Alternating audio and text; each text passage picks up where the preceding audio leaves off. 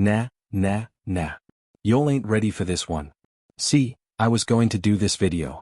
I told myself, don't touch it. Don't go near it. Let the algorithm bury it. But then I saw what Nike did. I saw what the media covered up. And I said, you know what? Somebody got to say it. Somebody got to go there. And since ESPN ain't built for this conversation, since first taking a dance around like Stephen A. at a wedding reception, since every major sports outlet got the memo to keep their mouth shut, it's going to be me right here, right now in this chair, unfiltered. We talking about 2 shoe boxes tonight. One of them got a gold label on it. Fresh, pristine, sitting under a single spotlight in Nike's Beaverton vault like it's a holy grail of hoops. Says CC1 sample across the front. You know what CC1 stands for? Caitlin Clark 1. The signature. The first. The one they've been cooking for 18 months while nobody was paying attention. The other box, man. The other box is dusty. Cracked at the corners. Labels peeling off. Says I won in faded letters like it's been sitting in a warehouse since the Obama administration. Nobody touching it. Nobody asking about it. Nobody even remembering it exists until somebody on sneaker Twitter pulled the receipts. Now, here's what the barber shop ain't talking about yet, but they about to be. Tonight, one of these shoes is going to crown a queen of this game. The other one going to be forgotten. Donated outlet rack clearance bend. And the difference between the two ain't about cushioning technology. Ain't about colorway options. Ain't about max air units or carbon fiber plates. The difference is something Nike learned the hard way. Something the WNBA is still processing. Something that's about to flip the entire narrative of women's basketball upside down and shake it by its ankles. Picture this scene with me. A locker room, quiet, nobody around, just one player sitting on the bench, phone in hand, scrolling. And she sees it. She sees Jason Tatum posting a selfie with Caitlin Clark's Kobe P edition laced up. She sees Anthony Edwards doing the same thing. She sees LeBron James. LeBron James with a fire emoji on a story pointing at those swooshes. She sees Luka. She sees J.A. She sees every NBA star who matters rocking the same colorway, repping the same rookie, building the same hype machine, and then she hurls that phone across the room so hard it cracks the tile. But what if, and I need you to sit with this one, what if the shoe that changed basketball wasn't even a signature yet? What if the moment that flipped this whole thing happened before the boxes hit the shelves, before commercials dropped, before Nike cut the first check? What if it started with a single screenshot? Stay locked because the sales numbers are about to drop harder than a step back 3. And once you see what I'm about to show you, once you understand what really went down behind closed doors, once you process the economics, the ego, the jealousy, the implosion, you're going to look at this league different. You're going to look at Nike different, you're going to look at legacy different. Don't skip. Don't scroll. Don't you dare click off. We're going in.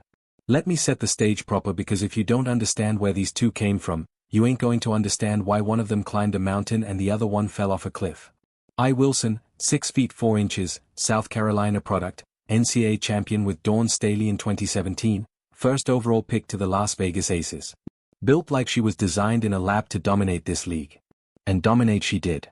2-time WNBA MVP. Back-to-back. Olympic gold medalist, WNBA champion, Finals MVP. Every accolade you can stack, she stacked it. Every record you can break, she broke it. 4 years, this woman was the undisputed best player in women's basketball. Nobody was arguing. Nobody was debating. When she walked into the arena, they chanted GOAT. When she walked out, they chanted it louder. And she earned it. I ain't taking nothing from a resume. That resume is titanium. That resume is bulletproof. You can't argue with championships and MVPs and gold medals. You can't debate averages and efficiency and playoff performances. A Wilson put in the work. A Wilson carried franchises.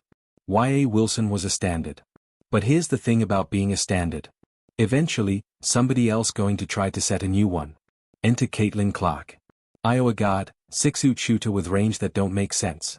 Came into college basketball and immediately started rewriting the record books. NCAA all-time leading scorer, men's or women's. 3-point records falling every month.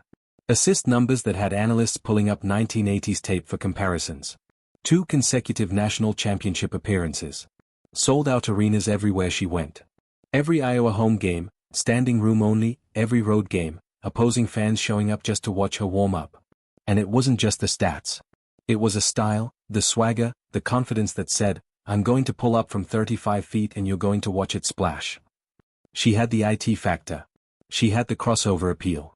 She had grandmas in Des Moines who never watched basketball suddenly buying jerseys. She had kids in middle school practicing stepbacks in their driveways because they wanted to be like her. She was a vibe, a movement, a phenomenon. And when the 2024 WNBA draft came around, first overall pick, Indiana Fever. Record TV ratings for the draft. Record attendance at Fever games. Record jersey sales. Record social media engagement. Everything she touched turned to gold. And she hadn't even played a professional minute yet. Now, here's where it gets spicy. Because while all this was happening, while Clark was building her rocket ship, Wilson was watching from Las Vegas with her arms crossed.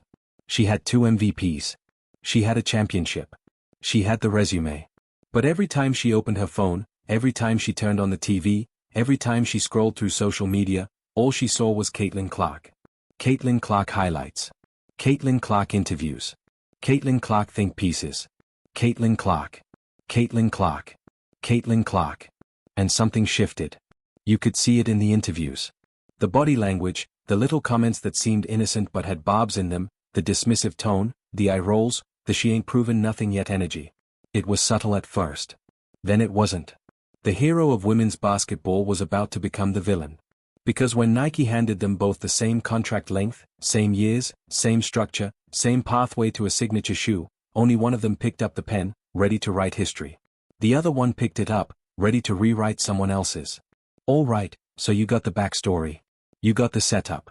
2 stars on a collision course, one rising, one established. Nike playing both sides because that's what Nike does. They ain't loyal to players. They loyal to market share. They loyal to revenue projections. They loyal to that swoosh moving units. But everything was still manageable until the screenshot dropped. See, there's this underground sneaker census that happens every NBA season. Hardcore sneakerheads and data nerds track what shoes get worn on court. Every game, every player, every colorway. They catalog it. They post it. They analyze it like Wall Street traders reading quarterly reports. And for years, nobody outside the sneaker community paid attention. It was just nerd stuff. Spreadsheet energy. Then somebody compiled a week's worth of data and posted it to Twitter.